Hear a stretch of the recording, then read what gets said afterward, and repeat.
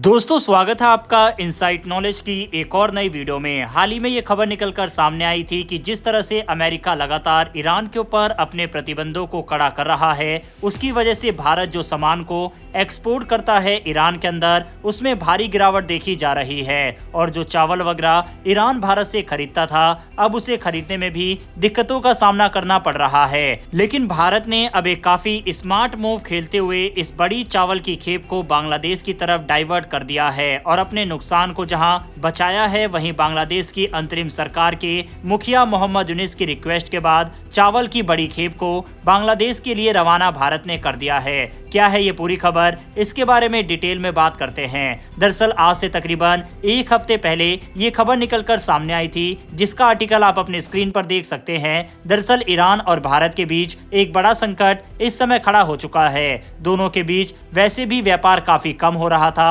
एक तो अमेरिकी सैंक्शन की वजह से डॉलर में व्यापार नहीं कर सकते, दूसरा तेल के ऊपर भी सैंक्शन अमेरिका ने लगा रखा है। वहीं अब जिन चीजों को भारत से ईरान बड़े पैमाने पर खरीदता था, अब उन चीजों को खरीदने में भी ईरान को दिक्कतों का सामना करना पड़ रहा है, जिस वजह से दोनों देशों के व्यापार में भारी गिरावट देखने को मिल रही है, जो कि हमें इकोनॉमिक टाइम्स के आर्टिकल से पता भी लगता है। भारत ने ईरान से तेल खरीदना लगभग पूरी तरह से बंद कर दिया है, लेकिन चाय और चावल जैसे उत्पादों का व्यापार अब भी जारी है। भारत से ईरान को जो चाय निर्यात की जाती है, उसमें ऑर्थोडॉक्स चाय प्रमुख है। ये चाय पारंपरिक तरीके से तैयार की जाती है, जिसमें पत्तियों को हाथ से तोड़ा जाता है और विशेष प्रक्रियाओं से गुजारा जाता है। ये चाय गुणवत्ता में बेहतरीन मानी जाती है और इसका बड़ा हिस्सा ईरान में निर्यात होता है। भारत में बनने वाली कुल ऑर्थोडॉक्स चाय का लगभग आधा भाग ईरान जाता है। इसी तरह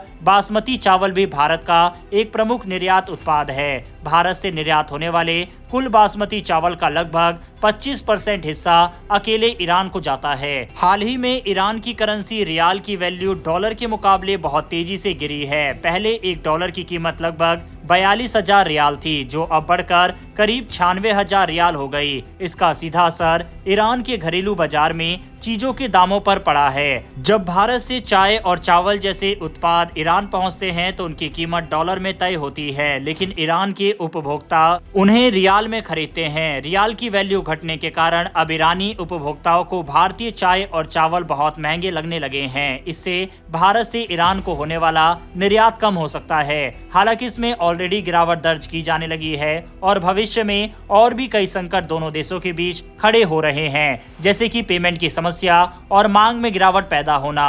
अब आप सोच सकते हैं कि जो 25% चावल भारत सिर्फ एक ही देश को दे रहा था, अब मांग कम होने की वजह से भारत के व्यापारियों को भी नुकसान होगा। लेकिन यहाँ पर एक ट्विस्ट आता है। हाल ही में बांग्लादेश की अंतरिम सरकार के मुखिया मोहम्मद यूनिस ने भारत से चावल को अपने देश में मंगाने की डिमांड की थी और रिक्वेस्ट की थी कि भारत ऐसा करे। अब भारत ने अपने उस व्यापार को बांग्लादेश की तरफ मोड़ दिया है। इससे भारत के व्यापारियों को नुकसान नहीं होगा, साथ ही बांग्लादेश जो रिक्वेस्ट कर रहा था, उसको भी भारत ने मान लिया। आप अपनी स्क्रीन पर द टाइम्स ऑफ इंडिया का आर्टिकल देख सकते हैं, जिसमें लिखा हुआ है rice shipment from India first for Yunus government to arrive today. ये आज यानी 26 दिसंबर का ही आर्टिकल है और जब से मोहम्मद यूनिस सरकार ने सत्ता संभाली है, तब से पहली बार है जब भारत अपने चावल को बांग्लादेश में भेज रहा हो। हाल ही में बांग्लादेश ने भारत से 24,690 मैट्रिक टन पर बाइट चावल मंगवाने का फैसला किया।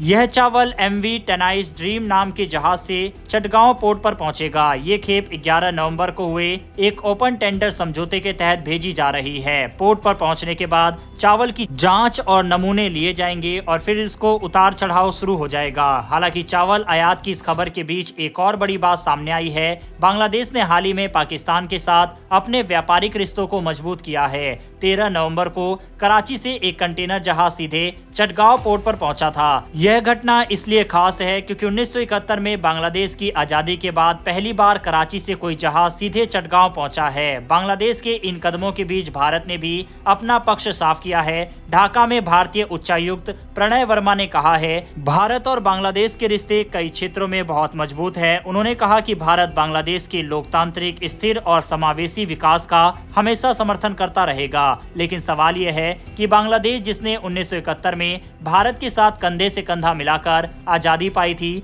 आज पाकिस्तान के साथ अपने रिश्ते क्यों मजबूत कर रहा है? क्या ये उसके रणनीतिक फैसलों का हिस्सा है या भारत और बांग्लादेश के बीच कहीं कोई दूरी बढ़ रही है? बहरहाल इसी बीच भारत ने चावल की खेप को तो भेजा है, लेकिन सवाल यह है कि क्या भारत ने यह सही किया या फिर नहीं? इस पर आपकी क्या राय है? कमेंट बॉक्स में लिखकर बताइएगा।